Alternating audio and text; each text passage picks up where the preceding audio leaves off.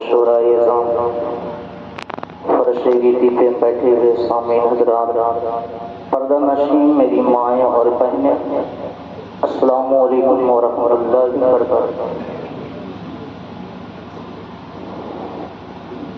نحمدہ ونصلی علی رسولہ الکریم، اما بعد، اعوذ باللہ من الشیطان الرجیم، بسم اللہ الرحمن الرحیم۔ قال النبی صلی اللہ تعالی علیہ وسلم، النکاح من سنتی فمن رغب عن سنتی فلیس منی، صدق اللہ مولانا العظیم وصدق رسول النبی المکین الکریم، ونحن على ذلك لمن الشاہدین والشاکرین والحمد للہ رب العالمین۔ آئیے عقیدت و محبت کی تھالی میں سجا کر آقا انعامدار مدینے کے تاجدار، گنبد خضرا میں آرام فرمانے والے آقا و مولا جناب احمد مجتبیٰ محمد مصطفیٰ صلی اللہ تعالی علیہ وسلم کی بارگاہ عالیہ میں جھوم جھوم کر درود پاک پڑھیں، اللہم صلی علی سیدنا و شفیعنا و حبیبنا و مولانا محمد بارک وسلم، صلاۃ و سلام علیک یا حبیبی یا رسول اللہ صلی اللہ تعالی علیہ وسلم۔ شاعر کہتا ہے، مریض عشق کو کھا کے شفا تقسیم کرتا ہے، مریض عشق کو کھا کے شفا تقسیم کرتا ہے، مدینہ میرے آقا کا دوا تقسیم کرتا ہے، مدینہ میرے آقا کا دوا تقسیم کرتا ہے،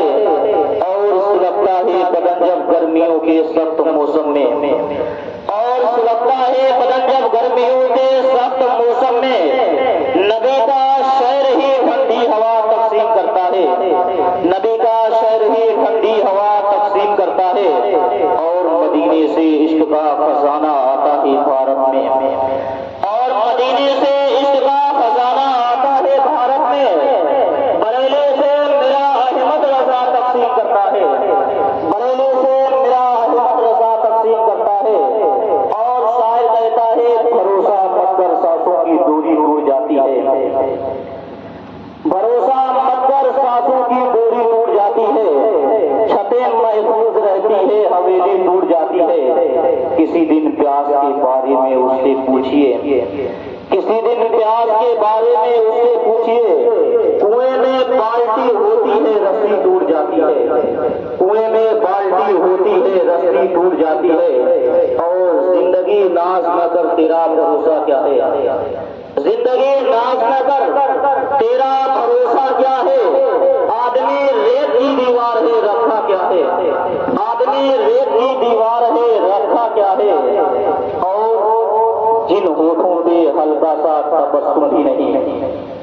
اور جن ہونٹوں پہ ہلکا سا تبسم بھی نہیں، ان غریبوں سے پوچھو یہ دنیا کیا ہے، ان غریبوں سے پوچھو یہ دنیا کیا ہے۔ برادران اسلام، یہ بلاد مصطفیٰ شادی کے تعلق سے سجایا اور رچایا گیا ہے، پروردگار عالم کی بارگاہ میں دعا ہے، پاک پروردگار عالم اس شادی کو خانہ آبادی بنا، اگر اس میں کسی قسم کی رکاوٹیں آنے والی ہو تو اس رکاوٹوں کو دور فرما۔ میرے آقا صلی اللہ تعالی علیہ وسلم نے ارشاد فرمایا، النکاح من سنتی فمن رغب عن سنتی فلیس منی، نکاح کرنا، شادی کرنا یہ میری سنت ہے۔ میرے اور آپ کے آقا نے فرمایا، شادی کرنا یہ میری سنت ہے،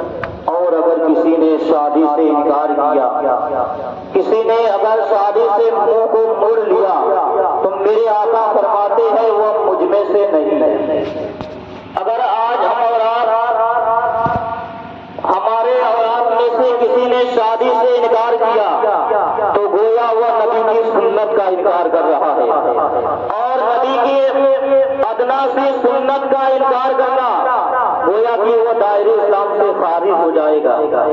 لیکن ذرا آج ہم اور آپ دیکھیں کہ نبی کے کتنی سنتوں کو چھوڑتے ہوئے نظر آتے ہیں، نبی کے ہر قول پہ عمل نہیں کرتے ہوئے نظر آتے ہیں، نبی کی ہر بات کو ٹھکراتے ہوئے نظر آتے ہیں۔ میرے آقا صلی اللہ تعالی علیہ وسلم کے پیارے دیوانوں، آج ہم اور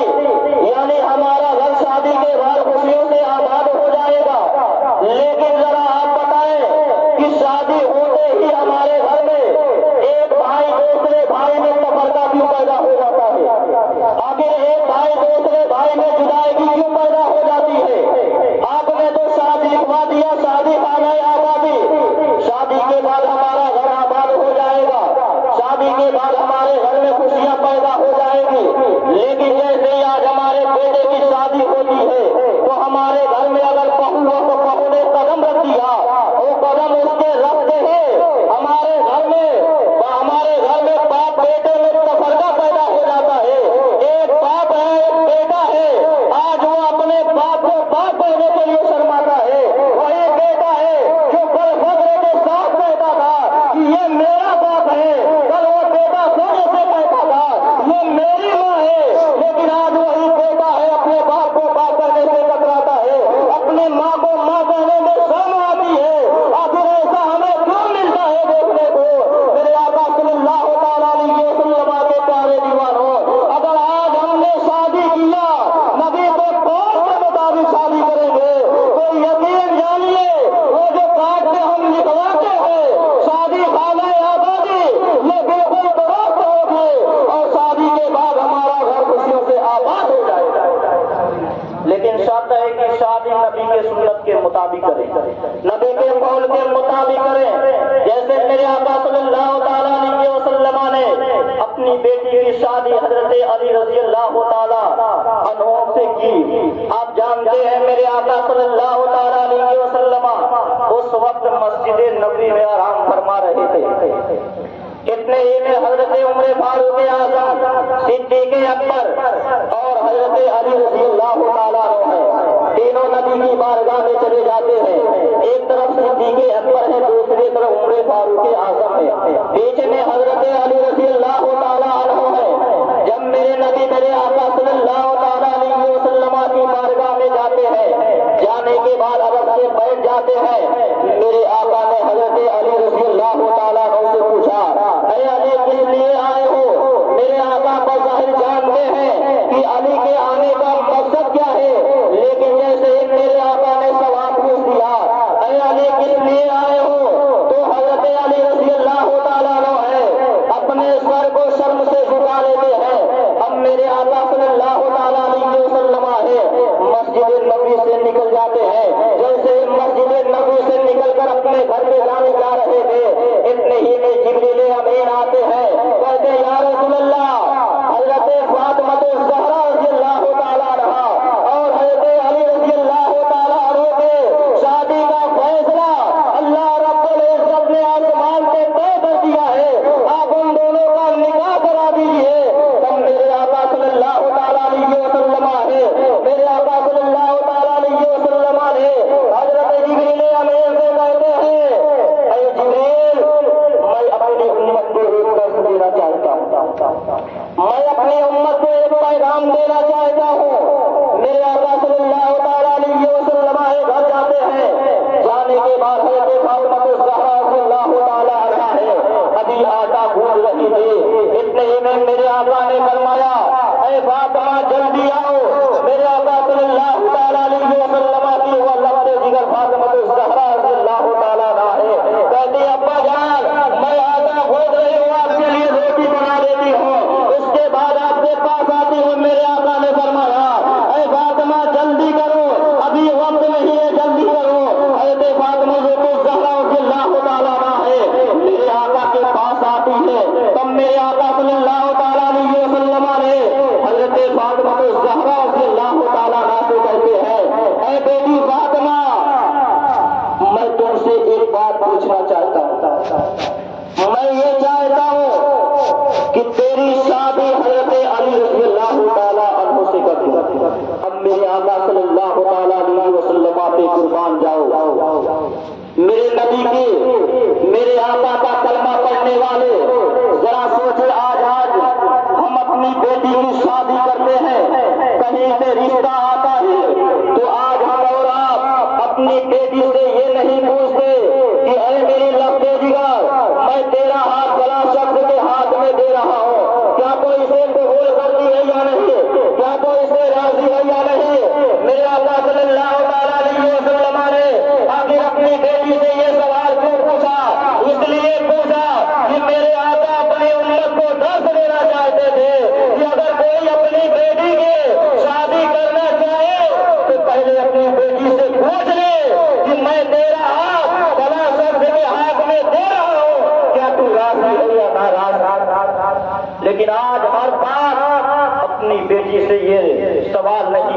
ہے۔ میرے آقا صلی اللہ تعالیٰ علیہ وسلم کے پیارے دیوانوں، ایک عالم دین نے ایک مرتبہ نکاح پڑھانے کے لیے فلاں جگہ پہ جاتے ہیں، جیسے ہی نکاح پڑھانے کے لیے بیٹھ جاتے ہیں، جیسے ہی وہ نکاح پڑھانے کے لیے بیٹھتے ہیں اور جیسے بیٹھنے کے بعد اس کو جیسے کہتے ہیں پڑھو بسم اللہ الرحمن الرحیم، لیکن وہ دولہا ہے پڑھنے کا نام نہیں لے رہا ہے۔ لوگوں نے بتایا عالم دین صحابی گنگا ہے، فوراً اس عالم دین نے اس لڑکی کے پاس جاتے ہیں، جانے کے بعد اس لڑکی سے کہتے ہیں بیٹے کیا تمہیں معلوم ہے تیرا شوہر گنگا ہے؟ وہ لڑکی فوراً کہتی ہے کہ ہاں عالم دین صاحب میرا شوہر گنگا ہے، مجھے معلوم ہے۔ تو اس عالم دین نے کہا بیٹے آج بیٹی تو پڑھی لکھی عورت ہے، تو ایک چالاک لڑکی ہے، تاکہ کوئی اس رشتے کے لیے راضی کیوں ہو گئے؟ تو وہ لڑکی جواب دیتی ہے اے عالم دین صاحب میں جانتی ہوں جس سے میری شادی ہو رہی ہے وہ لڑکا گنگا ہے، لیکن میں نے اپنے پاس سے اعتراض نہیں کیا کہ اگر میں اعتراض کر دوں گی تو اس وقت میرے باپ کا سر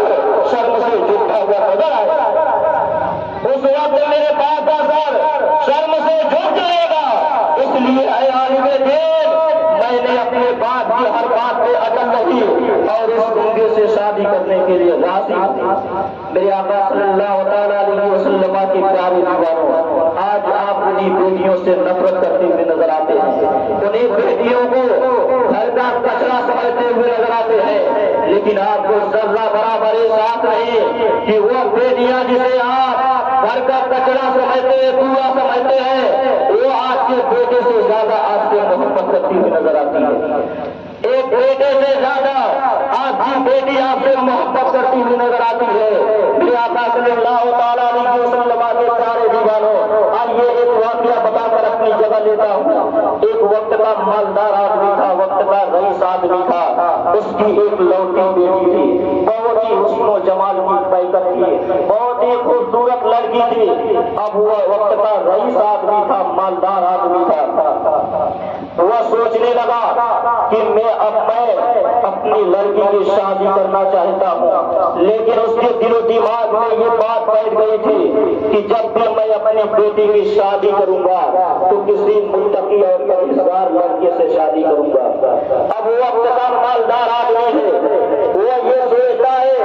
کہ اگر میری لڑکی کے لیے شوہر چاہیے اور میرے لیے داماد چاہیے تو وہ متقی اور پرہیزگار لڑکا کسی کانوینٹ میں نہیں ملے گا، کسی اسکول میں نہیں ملے گا، اگر وہ ملے گا تو کسی مسجد میں ملے گا۔ وقت کا مالدار آدمی ہے، رئیس آدمی ہے، ایک دن مسجد میں جا کر بیٹھ جاتا ہے، جب مسجد میں جا کر قدم رکھ دیتا ہے بیٹھ جاتا ہے، سارے نمازی جاتے ہیں نماز پڑھتے ہیں مسجد میں، نماز پڑھ کر نکلنا شروع کر دیتے ہیں۔ یہ وقت کا مالدار آدمی سارے لوگوں کا چہرہ دیکھتا ہے، جب سارے لوگوں کا چہرہ دیکھتا ہے اسے کوئی متقی اور پرہیزگار نظر نہیں آیا۔ اتنے ہی میں لاسٹ میں ایک نوجوان اللہ کی تسبیح و تعلیل سے فارغ ہو کر قرآن کی تلاوت کرنے کے بعد لاسٹ میں مسجد سے باہر نکلتا ہے۔ جیسے ہی وہ نوجوان مسجد سے باہر نکلتا ہے، اس نوجوان کا نام تھا مبارک، اور حقیقت میں وہ مبارک تھا، حسن کا پیکر تھا وہ نوجوان، لیکن آج ہمارے اور آج کے نوجوانوں کی طرح نوجوان نہیں تھا، بلکہ اس نوجوان نے اپنی ساری زندگی شریعت مصطفیٰ کے مطابق گزاری تھی۔ وہ نوجوان پیارے آقا صلی اللہ تعالیٰ علیہ وسلم کے قول کے مطابق وہ نوجوان زندگی گزارتا تھا۔ جب اس وقت کے مالدار آدمی نے چہرہ دیکھتا ہے تو یہ خوشی سے مچلنے لگتا ہے اور اس نوجوان کے دامن کو پکڑ لیتا ہے۔ جیسے ہی دامن کو پکڑتا ہے کہتا ہے اے نوجوان میری ایک بیٹی ہے، میری ایک لوٹی بیٹی ہے، بہت ہی خوبصورت بیٹی ہے، کیوں تم میری بیٹی سے شادی کرے گا؟ وہ نوجوان کہنے لگا اے وقت کے رئیس آدمی، اے وقت کے مالدار آدمی، میرے پاس رہنے کے لیے مکان نہیں ہے، میرے پاس رہنے کے لیے گھر نہیں ہے، اور میں کسی کے یہاں نوکری کرتا ہوں تو شام کو کھانے کا انتظام کر لیتا ہوں۔ اب وہ وقت کا رئیس آدمی تھا، وقت کا مالدار آدمی تھا، اسے پیسے پہ گھمنڈ تھا، کہتا ہے اے نوجوان تو میری بیٹی سے شادی کر لے، میں تجھے رہنے کے لیے حامی دے دوں گا، رہنے کے لیے مکان دے دوں گا۔ اب وہ نوجوان غصے میں آ جاتا ہے، اب کہتا ہے اے وقت کے مالدار آدمی، اب میں تیری بیٹی سے ہرگز شادی نہیں کروں گا۔ اتنا سننے کے بعد وہ وقت کا مالدار آدمی تھا، وقت کا رئیس آدمی تھا،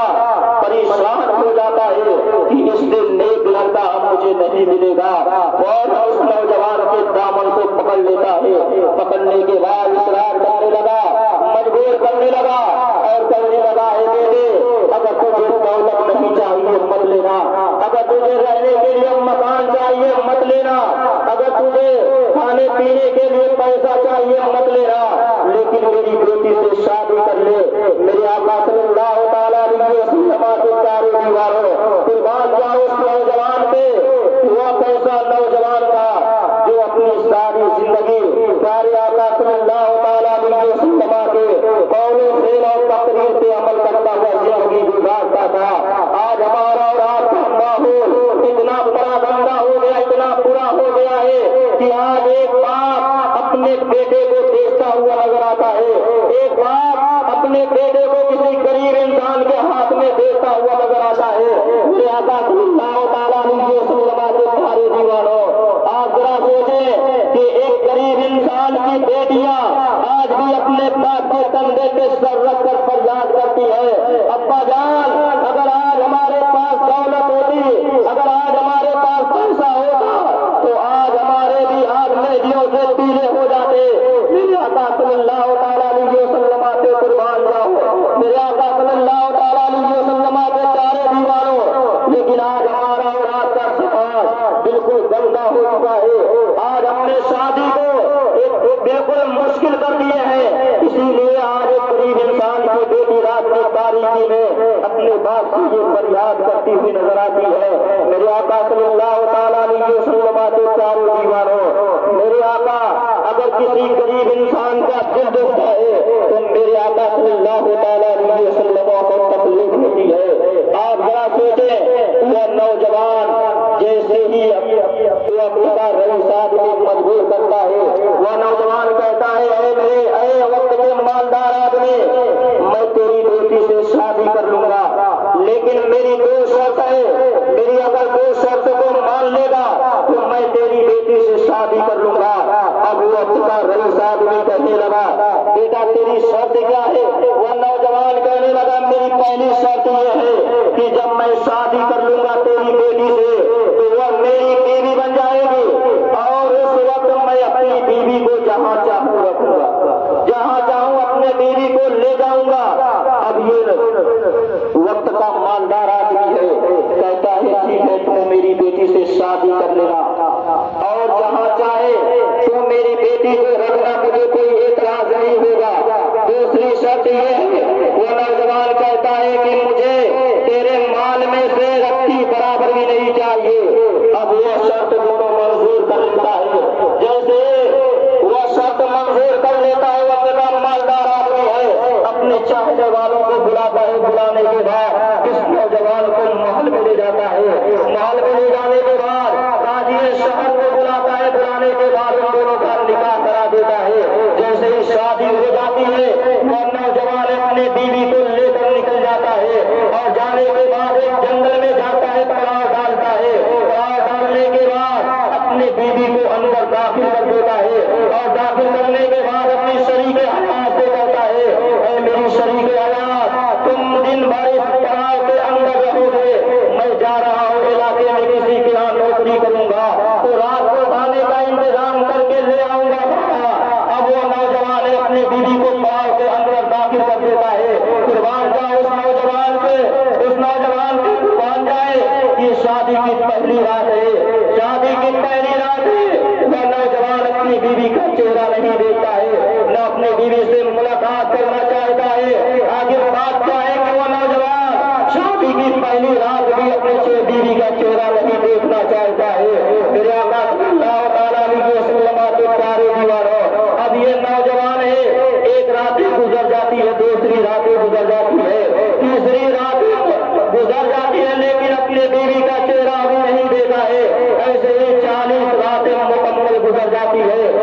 وہ نوجوان ہے اپنی بیوی کا چہرہ بھی نہیں دیکھا ہے. جب 40 راتیں گزر جاتی ہے فوراً وہ لڑکی پڑاؤ سے باہر نکلتی ہے اور دوڑتے ہوئے اپنے باپ کے محل میں داخل ہو جاتی ہے. داخل ہونے کے بعد اپنے باپ کو کہتی ابا جان کس نوجوان کے ہاتھ میں میرا ہاتھ دے دیا ہے کہ وہ نوجوان آج 40 راتیں گزر گئے لیکن وہ مجھ سے ملنے تک نہیں آیا اور اس نے میرا چہرہ بھی نہیں دیکھا ہے. اب اس لڑکی کا باپ غصے میں آ جاتا ہے اور اپنے داماد کو بلاتا ہے. بلانے کے بعد کہتا ہے بیٹا ذرا مجھے اتنا تو بتا دے آخر میری بیٹی نے کون سی خطا کر دی ہے, کون سا جرم کر دی ہے جس کی سزا اسے دے رہے ہو. وہ نوجوان ہے اس کے مصطفیٰ کو دیکھ کر زندگی گزارنے والا نوجوان ہے. فوراً اپنے سسر سے کہتا ہے اے میرے سسر اس میں آپ کی لڑکی کی کوئی غلطی نہیں ہے بلکہ جو ساری غلطیاں ہیں وہ آپ کے اندر ہے, وہ آپ میں ہے. وہ وقتدار رئیس آدمی تعجب کرنے لگا کہ آخر میرے اندر کون سی ایسی غلطیاں ہیں, کون سی ایسی خامیاں ہیں جو اسے نظر آ رہے ہیں. اب وہ وقت کا مالدار آدمی کہنے لگا کہ اے میرے داماد ذرا مجھے بتا دے کہ وہ کون سی غلطیاں ہیں. وہ نوجوان کہنے لگا اے میرے سسر میں شادی کے وقت چند لمحے آپ کے گھر میں تھا لیکن میں نے دیکھ لیا آپ کے گھر میں جو مال آتا ہے وہ رشتے حلال نہیں آتا ہے بلکہ رشتے حرام مال آپ کے گھر میں آتا ہے اور آپ نے اپنی بیٹی کو حرام لقمہ کھلایا ہے. اور میں نے آپ کی بیٹی سے اس لیے نہیں ملا کہ یہ اب میری شریک حیات ہے. میں 40 دن کسی کے یہاں نوکری کر کے محنت کر کے مشقت کر کے اپنی بیوی کو حلال لقمہ کھلایا ہے اور میں نے 40 راتیں اس لیے حلال لقمہ کھلایا کہ جب میرا حلال لقمہ آپ کے حرام لقمے پہ غالب آ جائے گا اور اس وقت میں جب آپ کی بیٹی یعنی شریک حیات سے ملوں گا اور اس وقت میں اپنے شریک حیات سے ملوں گا اس وقت اللہ رب العزت اگر مجھے بیٹی سے نوازے گا وقت کا کتب بن کر جنم لے گا اور اگر خدا نہ خواستہ کوئی بچی جنم لگے وقت کی رابعہ بسریہ بن کر. تو کہنے کا مطلب یہ ہے کہ اپنے بیٹے اور بیٹیوں کو حلال لقمہ کھلائیں. یقیناً جب آپ اپنے بیٹے اور بیٹیوں کو حلال لقمہ کھلائیں گے تو وہ بیٹا اور بیٹی آپ کی ہر بات مانتا ہوا نظر آئے گا. یہی وجہ ہے کہ آج جب ہم اور آپ اپنے بیٹے اور بیٹیوں کو حرام لقمہ کھلاتے ہیں وہی بیٹی ہماری کسی دوسرے کے گھر میں جاتی ہے تو جاتے ہی ہمارے گھر ہماری بیٹی اس گھر میں تفرقہ پیدا کرا دیتی ہے. یہ صرف حلال نہیں بلکہ حرام لقمہ کا نتیجہ ہے جو آج ہمارے سامنے ہمیں دیکھنے کو ملتا ہے کہ ایک بہو اور ساس میں کٹتی ہوئی نظر نہیں آتی ہے. کیوں؟ اس لیے کہ آج ہم نے اپنے بیٹے اور بیٹیوں کو حلال لقمہ نہیں کھلایا ہے بلکہ حرام لقمہ کھلایا ہے. تو میرے آقا صلی اللہ تعالیٰ علیہ وسلم کے پیارے دیوانے